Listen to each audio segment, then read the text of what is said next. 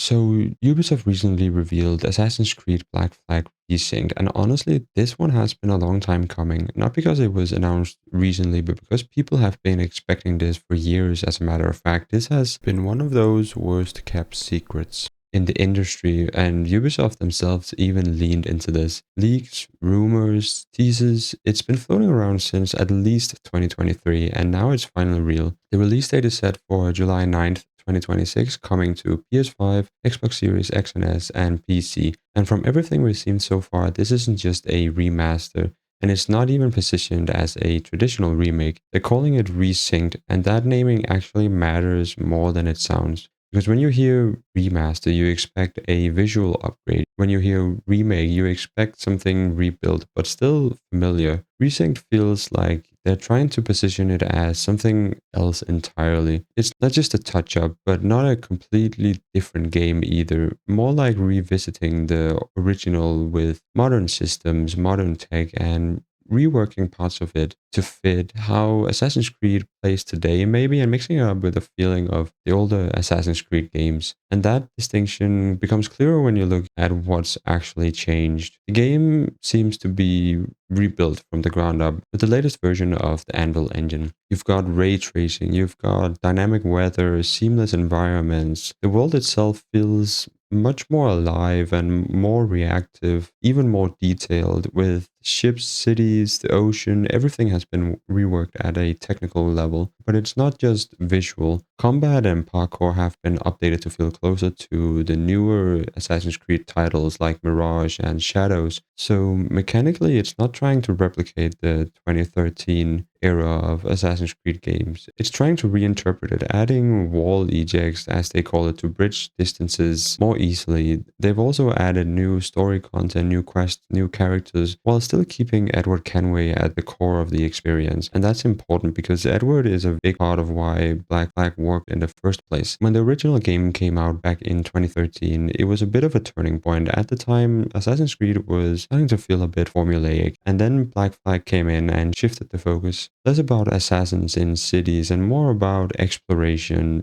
In this case, piracy, open sea, and it seemed to have worked. It was one of the most well-received entries in the series, not just critically, but also in terms of player sentiment, and a lot of people still consider it one of the best Assassin's Creed games ever made. And interestingly enough, it's not just because of the Assassin's Creed parts, it's because of everything around it. The ships, the freedom, the atmosphere, the feeling of just being out there, being lost in exploration and losing track of time. And that's also why this remake or resync matters, because the pirate genre has been pretty quiet actually for a long time. We did have the occasional drops of pirates themed game with the Yakuza series dipping their toes into the genre, but you do see the general sentiment in the current reactions. People aren't just excited because it's Assassin's Creed, they're excited because there hasn't really been anything like it in over a decade, really. It's less about the nostalgia and it's more about something that's been missing. And as a bit of a side note, this also ties into what Ubisoft tried to do with Skull and Bones. This was supposed to be their big return to the pirate space, and at one point Yves Guillemot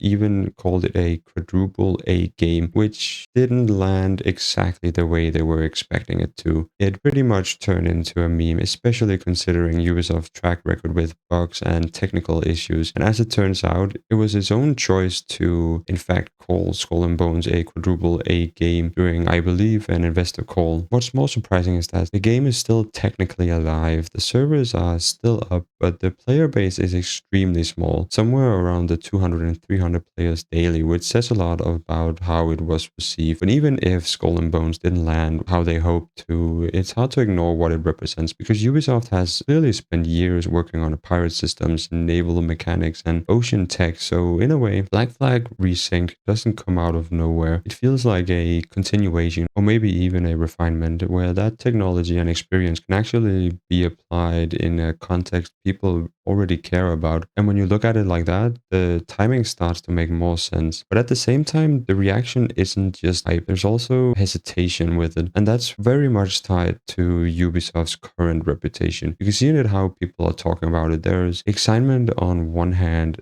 that they've been waiting for this. But on the other hand, there's concern where people say they can't afford to mess this up because this isn't just any other release. This is one of those games where expectations are already set. And when that's the case, the margin for error gets very small. Some of the concerns are already starting to show. Things like the trailer feeling a bit too clean, less impact, less weight, especially around combat and VFX. And Ubisoft did respond to this very quickly, saying things like blood and effects will be present in the final version. And there is, in fact, a toggleable option in the settings menu to turn the blood on or off depending on your preferences. But then there is also the removal of features. There is no multiplayer, no Freedom Cry DLC included. Now, I can understand the removal of the multiplayer, as I don't really think in this particular case that Assassin's Creed Black Flag Resynced benefits from a multiplayer experience. But nonetheless, the removal of the Freedom Cry DLC is a bit interesting because it shows they're making choices about what to keep and what to leave behind. I'm hoping that we see at some point maybe that they reintroduce some of the stuff in the Freedom Cry DLC, or that it's at least somewhat implemented, some of the things that that particular DLC added back then, if it could be added to the base game of the Resynced version. But nonetheless, this all ties into what Resynced actually means, because this isn't just rebuilding the game, it's about deciding what version of Black Flag should exist today, what stays, what gets updated, what gets removed. And that's not a straightforward job to do. You're balancing two things at once. On one side, you have the nostalgia. People remember this game in a very specific way. On the other hand, you have modern expectations. You have better systems. You have better pacing. You have better responsiveness. You have a higher fidelity level to meet. You have increased expectations from these last few years with incredible games